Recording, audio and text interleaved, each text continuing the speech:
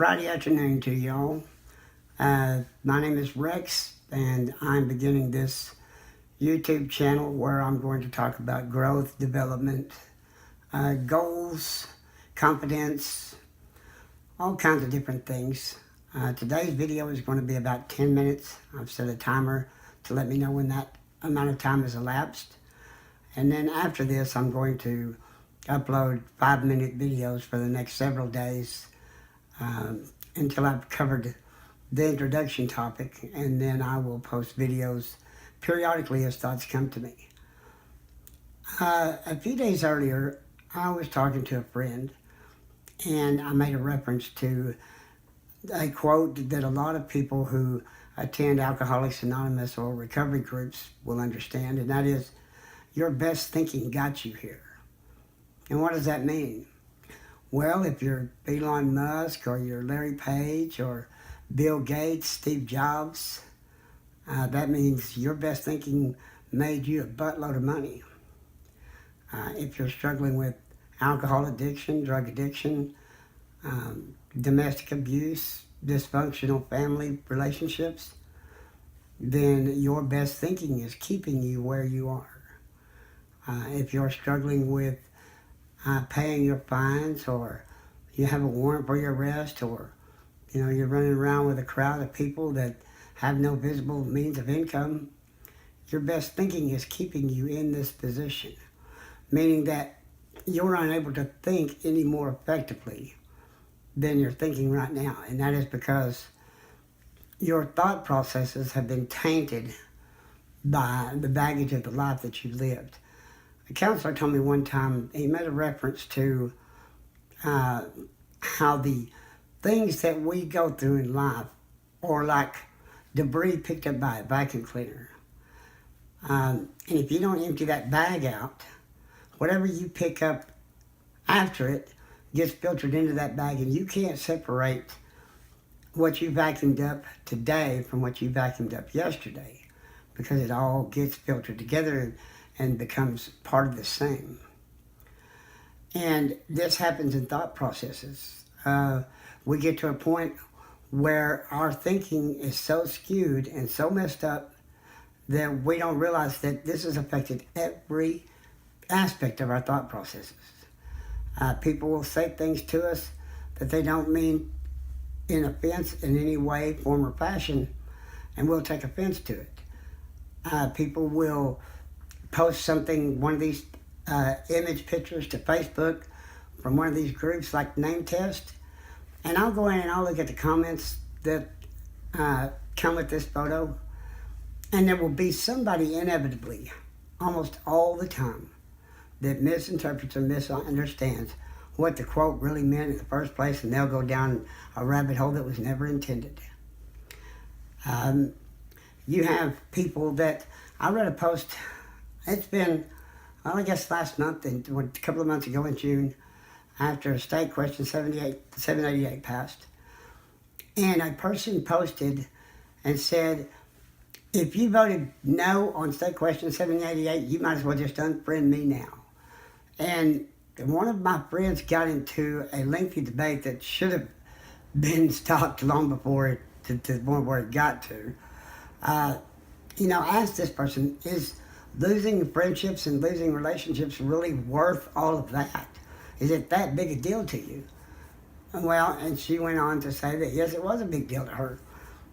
And what the problem is, or what she didn't understand, is that this girl that asked her this question is a functional person, has a functional relationship with her family, has a functional relationship with her coworkers and her peers, and has a functional life.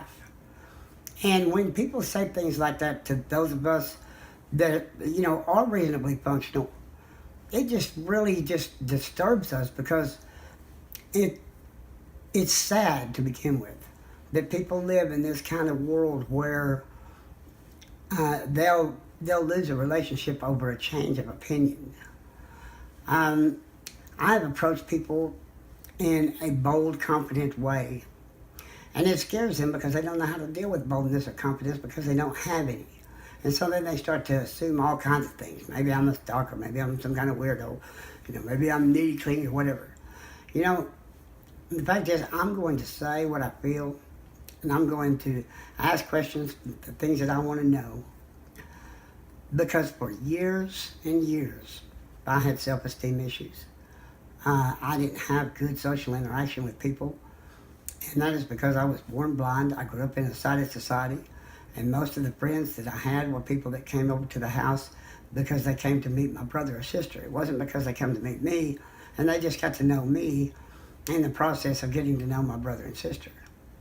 So I didn't have dates at school, and I didn't have girlfriends at school. I was 22 years old the first time I kissed a girl, and she was drunk and kissed me, or it probably would have never happened.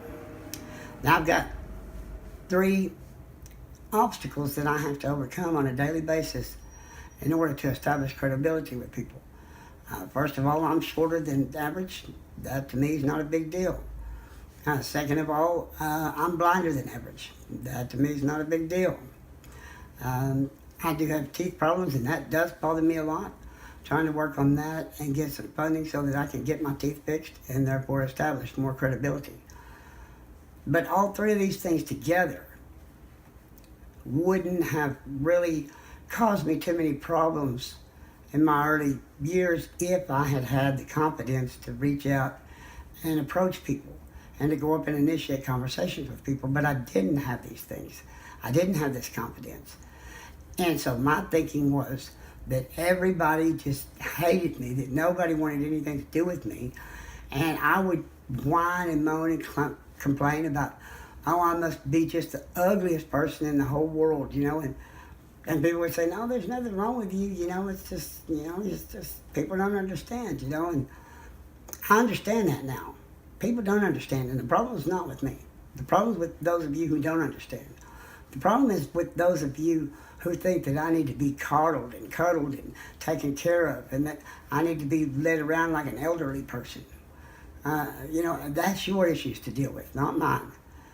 But you will never deal with those issues unless your thinking becomes corrected, unless you reprogram your thinking. People are in abusive relationships, and they think that they can't do any better because they were lucky to find the person that they found, and so they'll be slapped on, or they'll be beat down, or they'll be verbally abused, or they'll be emotionally abused. And they'll get to a point where they've had enough of it, and they'll leave.